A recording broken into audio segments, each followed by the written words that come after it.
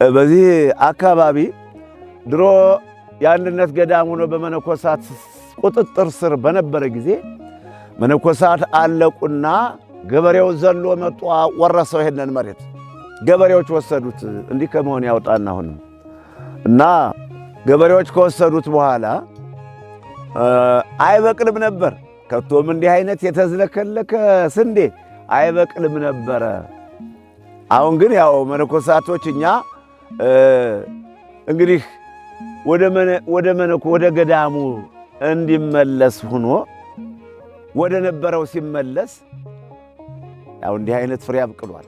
ሁሉም ነገር በጌታ ፈቃድ ነው እና አውድማውን ፈጽሞ ያጠራል። መንሹ በእጁ ነው። ስንዴውን በጎተራ ይከታል። ገለባውን ደግሞ በማይጠፋ እሳት ያቃጥላል። ፍሬ የተባለ አንድም ስንዴ ያው ባለሁበት በስንዴው ማሳ ላይ ስለ ስንዴ እያስተማርኳችሁ ነው። ነገር ግን ስንዴ የተባሉ ቅዱሳን ናቸው። ኑ ሀቤ ቡሩካኑ ላዌ የተረሱ መንግሥተ ሰማያት። እናንተ የአባቴ ወዳጆች ዓለም ከተፈጠረ ጀምሮ የተዘጋጀላችሁን መንግሥተ ሰማያትን ውረሱ ይላቸዋልና።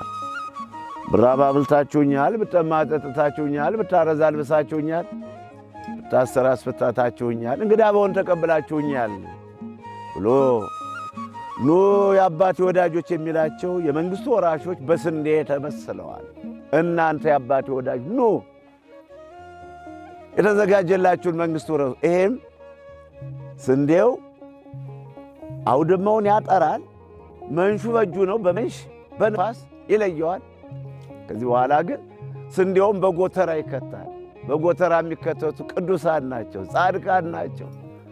በልባቸው ክፋት የሌለ፣ በልባቸው ተንኮል የሌለ፣ ቂም በቀል የሌለባቸው፣ ሰርቶ መብላትን አምነው ሰርቶ በመብላት የሚደሰቱ፣ የሰው ሀብት የማይነኩ፣ የሰው ክብር የማይቀንሱ፣ የሰው መብት የማይዳፈሩ መታደል ነው። ገለባ የተባሉት ኃጥአን ናቸው። እንዲህ ይላል ሚልክያስ ምዕራፍ 4 ከቁጥር 1 ላይ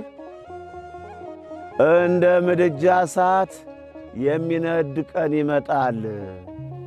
ክፉ አድራጊዎች፣ አመፀኞች፣ ሌቦች፣ አስማተኞች እነሆ እንደ ገለባ ይሆናሉ። እንደ ምድጃ እሳት የሚነድ ቀን ይመጣል።